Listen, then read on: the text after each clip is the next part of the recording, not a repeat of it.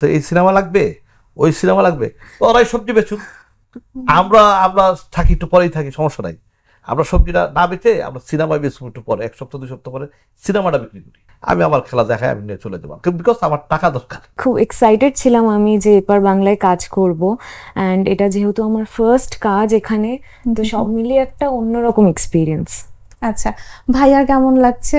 আমাদের মেহমান হিসাবে, এবং ভালো কাজ করছে, সুন্দর অভিনয় করছে, এবং এটা স্ক্রিনে যারা দর্শক যারা ছবি দেখবে তারাই প্রশংসা করবো এত ভালো অভিনয় করছে।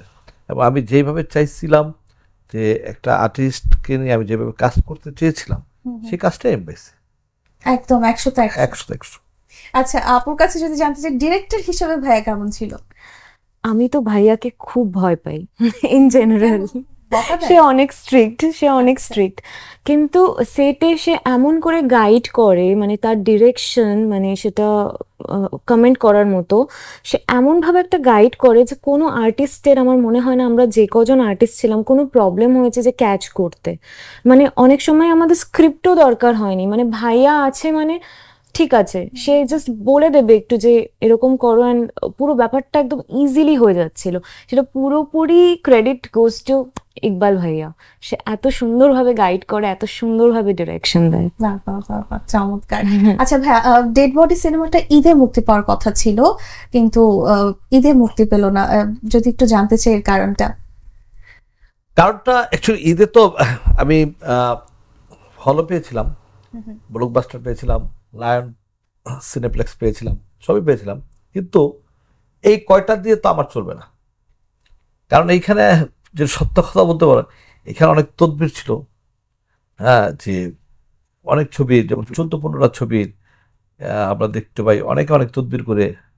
আর আমি অ্যাকচুয়ালি ছবিটা বানাইছি টাকা দিয়ে, আর আমার টাকা উঠতে হবে, এটা হলো আমার মেন টার্গেট। আচ্ছা, আমি কাউকে মাংনা ছবি দিতে আসি নাই, আর বলিও নাই যে কাউকে যে আপনি আমার ছবিটা চালান এবং আপনার হলের স্টাফ খরচটা আমি দিয়ে দেবো। কারণ ওইটা না আমার দ্বারা সম্ভব না। কারণ কি, আমি আমার পার্সোনালি আমি আমার ওয়েট রাখি। আর আমি কখনো কোনো দিন যে তেল মারা বা তেল মেরে আমি কোনো হলে সিনেমা দেবো, এই ক্যারেক্টারটা আমার ভিতরে নাই। যেই কারণে আমি সুন্দর হেসে খেলে ঈদের 2 সপ্তাহ পর আসবো, ঈদ আমি যে আসতেছি, আমি ঈদের 2 সপ্তাহ পর আসতেছি, এর ভিতরে সব হারায় যায়। হারায় যাওয়ার পরে আমি আমার মতো করে সুন্দর করে এসে আমি আমার খেলা দেখায় আমি নিয়ে চলে যাবো, বিকজ আমার টাকা দরকার। ঠিক আছে, যেই কারণে। আর এখন যদি আমি 14টা ছবি রিলিজ হচ্ছে, এই 14টা ছবি রিলিজে হয়তো আমি সিনেপ্লেক্সে বা স্টার সিনেমাসে আমি শো পাবো কয়টা? একটার বেশি তো দেওয়া সম্ভবই না। তো একটা শো কখন পরে দেখা যায়, একটা শো সকালবেলাই পড়ে গেছে আমার ভাগ্যের ভিতরে, লটারি করে। হ্যাঁ, তো পাবলিক তার ডেড বডি শোটা দেখতে পারো না। আর এখন তো ঈদের সময় দর্শকরা সব ঢাকার বাইরেও আছে, দর্শক যখন ঈদের ঢুকবে, হ্যাঁ, আর আমি তো ব্যবসা পলিসিটা বুঝি, কোন স্টাইলে ব্যবসাটা করতে হয়, কিভাবে আমার মাথায় আছে।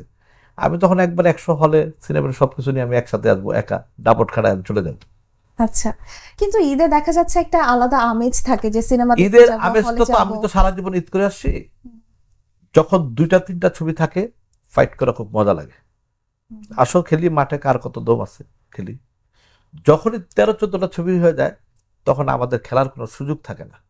খেলার সুযোগ থাকে না, তখন আমাদেরকে ওই যে আপনারা দেখবেন বাসায় সামনে গেটে ভ্যান গাড়িতে তরকারি বিক্রি হয়, ডাকে তরকারি, তখন ঈদের সময় 10-12টা ছবি যখন আসে, তরকারির মতো ছবি বিক্রি করে ডাকে যে সবজি লাগবে, সবজি তখন লাগতেছে, এই সিনেমা লাগবে, ওই সিনেমা লাগবে, তো ওরাই সবজি বেচুক, আমরা আমরা থাকি একটু পরেই থাকি, সমস্যা নাই।